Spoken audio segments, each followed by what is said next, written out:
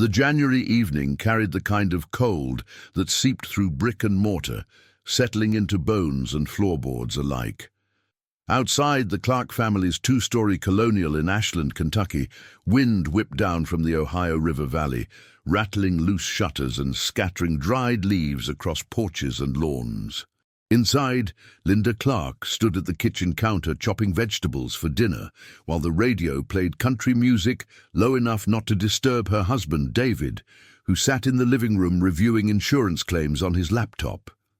Upstairs, their daughter Natalie practiced violin scales, the repetitive melody drifting through the heating vents, and 9-year-old Jacob sprawled on his bedroom floor, assembling a model airplane his grandfather had given him for Christmas 2 weeks earlier. The power went out at 6:17. Witnesses 3 blocks over would later tell investigators they saw the streetlights flicker twice before dying completely, plunging the residential neighborhood into darkness. Linda heard David curse softly in the next room, heard his laptop power down with a dying electronic whine. The refrigerator's constant hum vanished. Natalie's violin went silent. For a moment the house held its breath in that peculiar stillness that follows sudden technological death. Before we go any further, if you're watching from somewhere else in the world, drop a comment and let me know where you're tuning in from. And if you haven't already, hit that subscribe button, because stories like this one don't tell themselves. David found the flashlight in the utility drawer, its beam cutting pale circles through the darkness as he moved from room to room, checking on everyone. Linda lit 3 candles she kept for emergencies and placed them on the kitchen counter. Natalie came downstairs complaining about having to finish her practice session, and Jacob wanted to know if this meant he didn't have to do his homework. Normal family chaos, the kind that dissolves into laughter and eye-rolling, the kind you remember later with an ache that never fully subsides. The Clarks had lived in Ashland for 7 years, ever since David transferred from the Louisville branch of his insurance company. Linda worked part-time at the public library and volunteered at the elementary school where Jacob attended 4th grade. Natalie was in 8th grade at the middle school downtown, a quiet girl who preferred books to social media and spent her allowance on sheet music. They were unremarkable in the way most families are unremarkable, woven into the fabric of their neighborhood, known to shopkeepers and crossing guards and the mailman who delivered to their address since they moved in. David called the power company at 6:25. The automated system informed him that crews were aware of an outage affecting approximately 1,500 customers in the east end of Ashland and surrounding areas, caused by equipment failure at a substation. Estimated restoration time, 3 to 4 hours. He relayed this information to Linda, who suggested they order pizza since she couldn't finish cooking, but when David tried to call Gino's Pizzeria, he got a busy signal. Half the town was probably trying to order takeout. They decided instead to make sandwiches by candlelight, turning the unexpected disruption into something almost festive. Jacob protested that he wanted real food, not boring sandwiches, until Linda promised him chocolate chip cookies if he ate without complaining. Natalie set the table, counting out plates and napkins in the flickering dimness. Outside, the wind had picked up, driving against the windows hard enough to rattle the frames. Across the street, Patricia Hendricks stood at her living room window, peering out at the darkened houses. She'd lived in the neighborhood longer than anyone, 43 years in the same Cape Cod where she'd raised 3 sons who'd long since moved to other cities. She knew her neighbors by their routines and rhythms, knew which lights came on at what times, which cars pulled into which driveways at 6 o'clock or 7 or 8:15. In the darkness, everything looked unfamiliar, shadows where familiar things should have been. Patricia watched the Clark house. She saw candlelight moving behind the kitchen window, saw shadows passing back and forth. Normal. Everything normal. She turned away to find her own candles, to call her son in Columbus and complain about the power company's incompetence. The temperature inside the Clark house began dropping within the first hour. Without the furnace running, the cold crept in steadily, unstoppable. Linda found extra blankets in the hall closet and distributed them. David built a fire in the living room fireplace, something they rarely used except at Christmas. The wood was old and dry, left over from the previous winter, and it caught quickly, sending welcome heat radiating outward. They gathered around it, the four of them, playing board games by firelight while the candles burned down slowly. At 7:30, Jacob asked if he could go to bed. He was tired, he said, more tired than usual. Linda felt his forehead with the back of her hand, concerned he might be coming down with something, but he felt normal. She told him to brush his teeth and change into his pajamas, handed him a flashlight to take upstairs. Natalie lasted another half hour before announcing she was cold and wanted to burrow under her comforter with a book.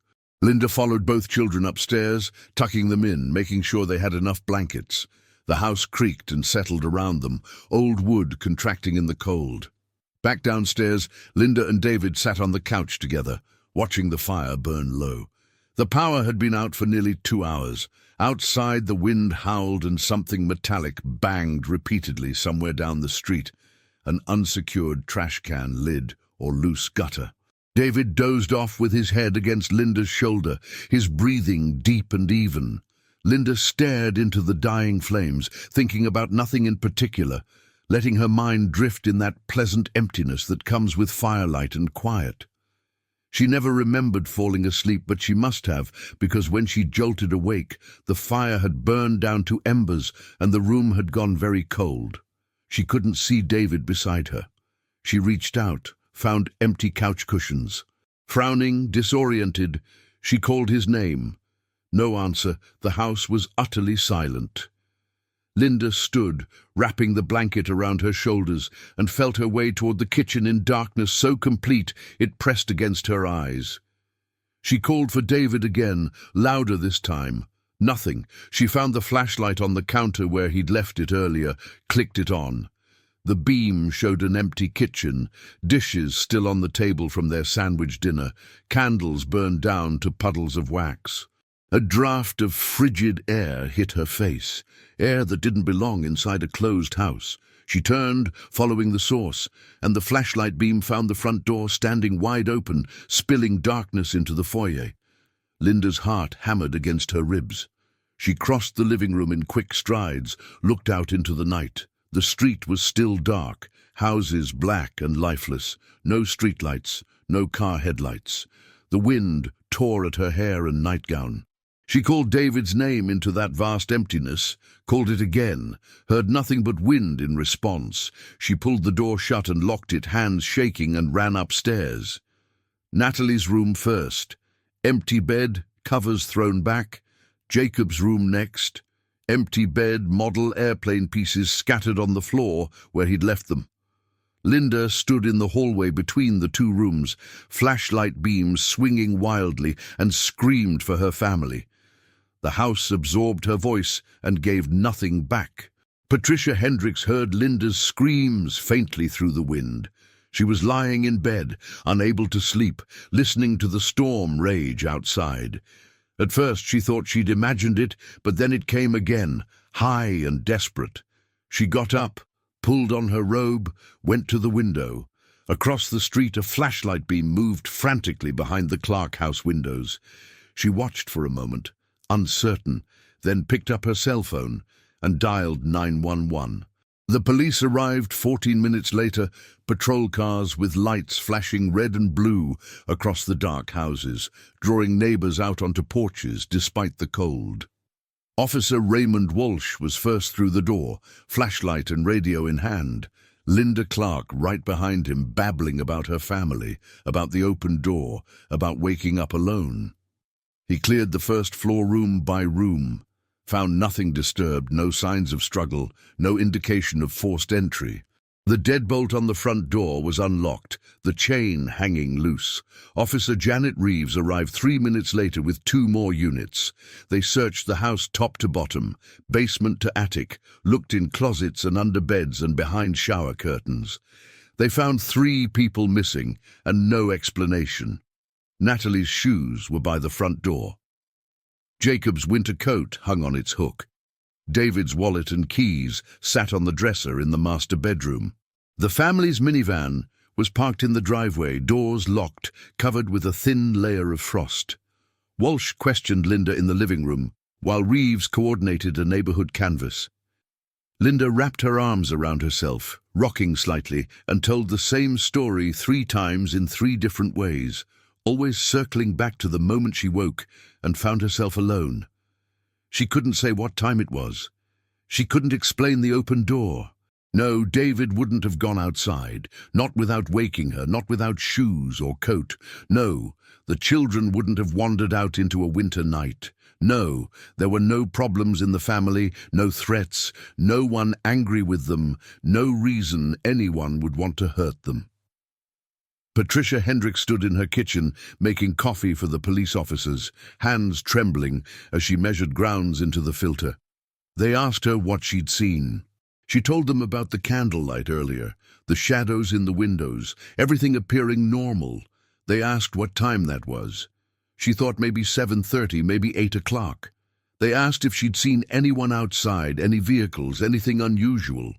She said no, but then remembered the darkness, how complete it had been, how you couldn't see anything beyond the reach of candlelight. Someone could have walked right past her window, and she wouldn't have known.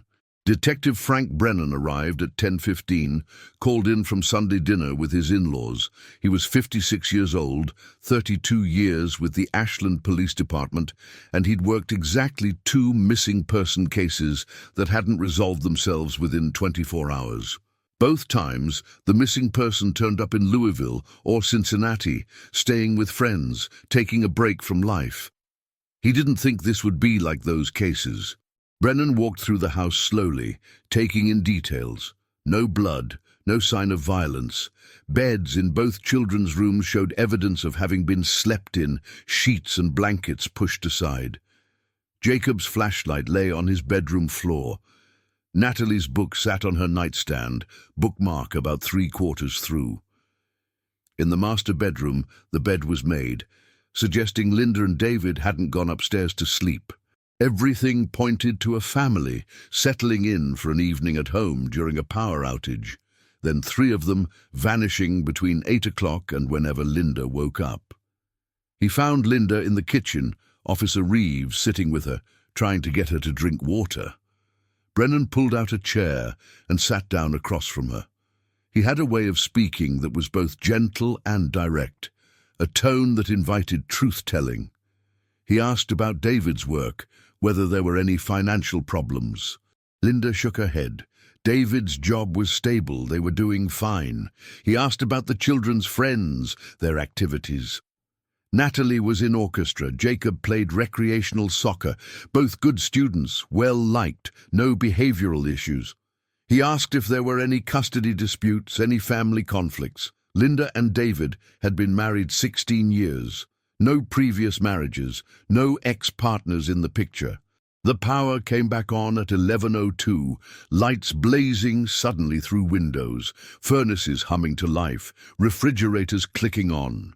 The sudden illumination made everything look harsh and exposed.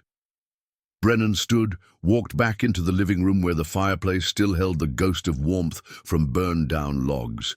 He looked at the front door, examined the lock, found no tool marks, no evidence of tampering. Outside, officers with flashlights combed through yards and alleyways, looking for footprints in the frost. For any indication of which direction the missing family members might have gone, they found nothing. The frozen ground held no tracks. They knocked on doors, up and down the street, waking people who'd slept through the commotion, asking the same questions over and over. No one had seen anything. The blackout had turned the neighborhood into a void, everyone isolated in their own darkness.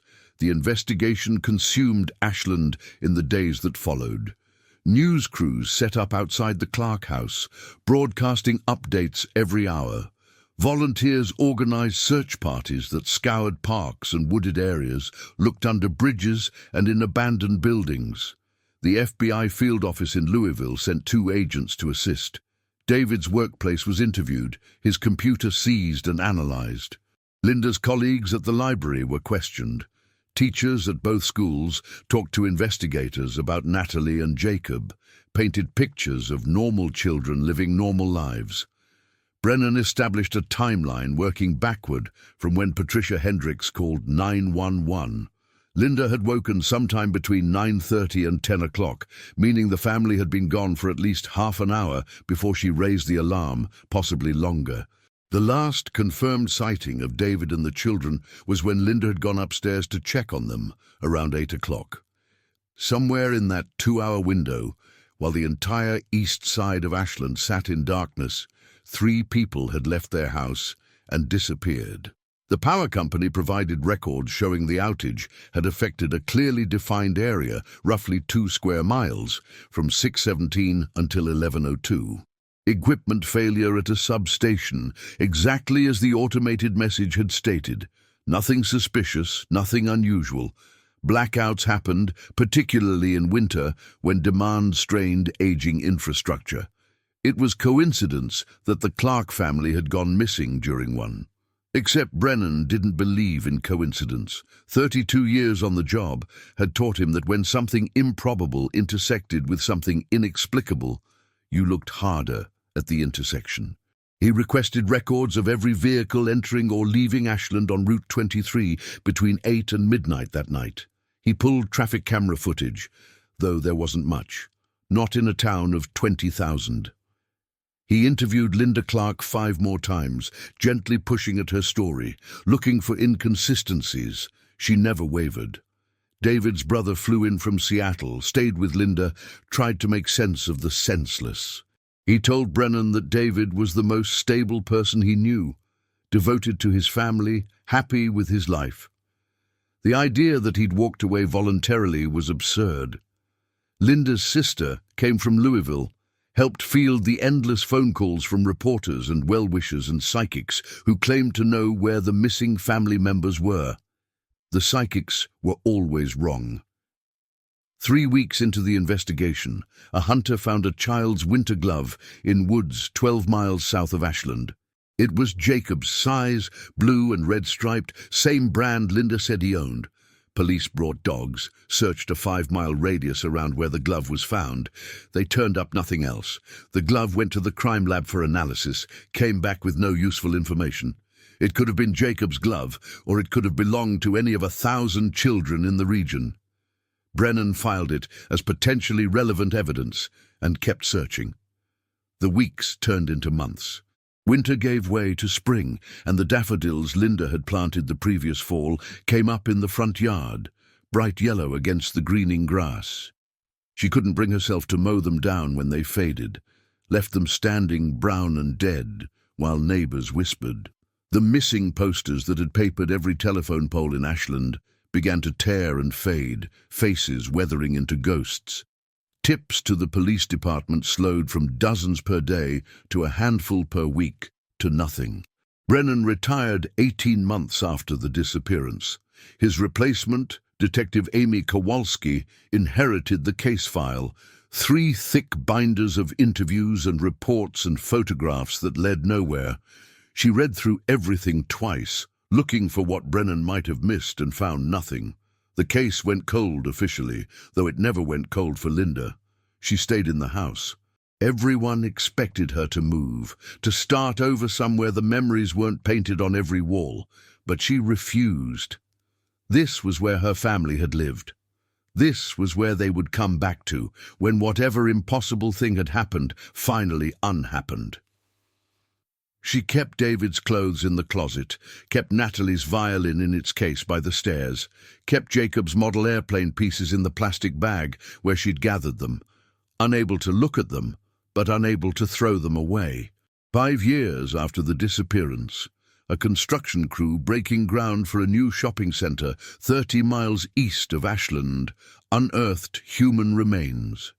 The bones were old, a decade at least, and dental records eventually identified them as belonging to Harold Vincent, a drifter who'd gone missing in 1998. Not the Clarks, never the Clarks. Linda received the news with the same flat exhaustion she received every lead that went nowhere. every call from the police that began with apology in its tone.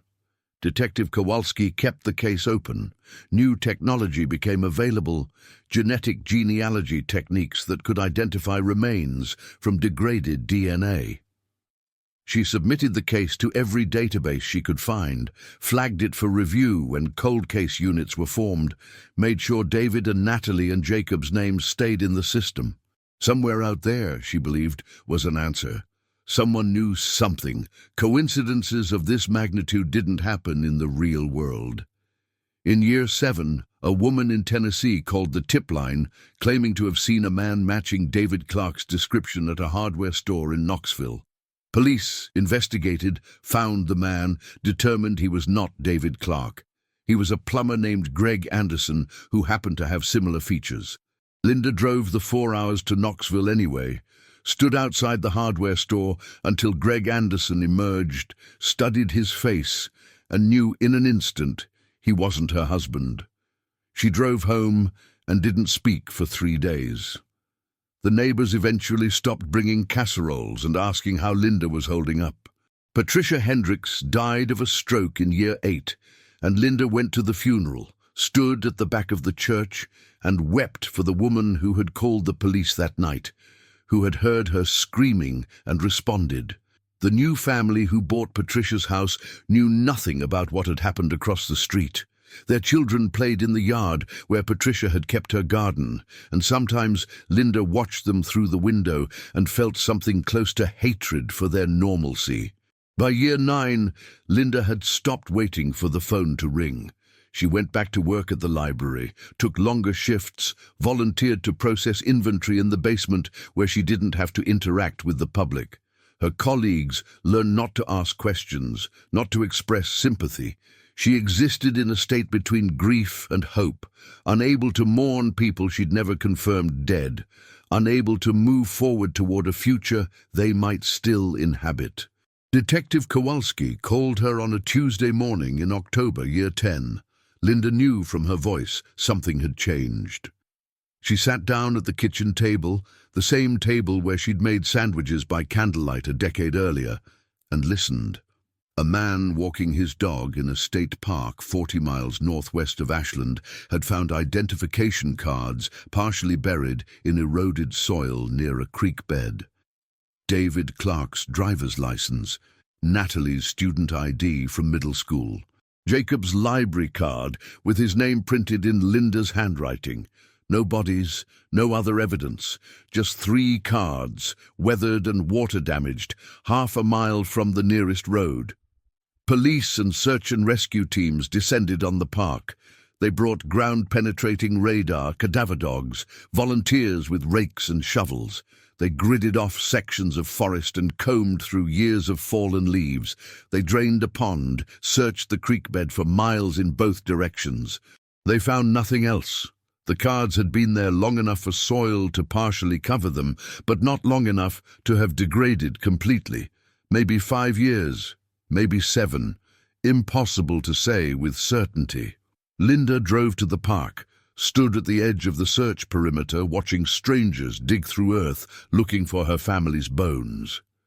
Detective Kowalski stood beside her, silent, offering nothing but presence. The cards were in evidence bags in Kowalski's vehicle, but Linda had seen photographs. They were definitely her family's cards, definitely the ones that had been in David's wallet the night they vanished. Someone had brought them here, to this remote spot, for reasons no one could fathom. Theories multiplied. An abduction gone wrong, the family killed and buried, the murderer overcome with guilt or paranoia and disposing of their identifications separately. A carefully planned disappearance, the family starting new lives under new names, the cards left behind as a message or a mistake. A random act of violence by a stranger passing through Ashland that night, taking advantage of the darkness. Each theory had holes, logical gaps that couldn't be bridged. Nothing made sense. The search ended after 2 weeks with nothing to show but empty holes and displaced dirt. The park reopened to the public. Hikers walked trails where forensic techs had crawled on hands and knees, found nothing but trees and rocks and the ordinary peace of undisturbed forest. The identification cards went into the evidence binders, 3 more artifacts in a collection that told a story without resolution. Linda went home. She unlocked the front door, the same door that had stood open that January night, and stepped into the familiar silence. She'd repainted the living room walls 3 years earlier, unable to look at the color she and David had chosen together any longer. She'd replaced the couch where she'd fallen asleep beside him. She'd taken down the family photos, because seeing their faces frozen in happier times caused physical pain. But the bones of the house remained unchanged, the architecture of her former life. She walked upstairs to Jacob's room, sat on the bed where he'd slept that last night. Dust motes drifted in afternoon sunlight. Outside the window, the neighborhood went about its business, people coming home from work, children getting off school buses, dogs barking, life continuing its relentless forward motion. She thought about the flashlight on Jacob's floor, about how he must have set it down before climbing under the covers. She thought about him sleeping, innocent and safe, and then being not safe, being gone. In the weeks following the identification card discovery, Linda made a decision. She would sell the house, not because she believed they wouldn't return, but because she understood finally that the waiting was killing her in increments, that she'd spent 10 years in suspension while the world moved on.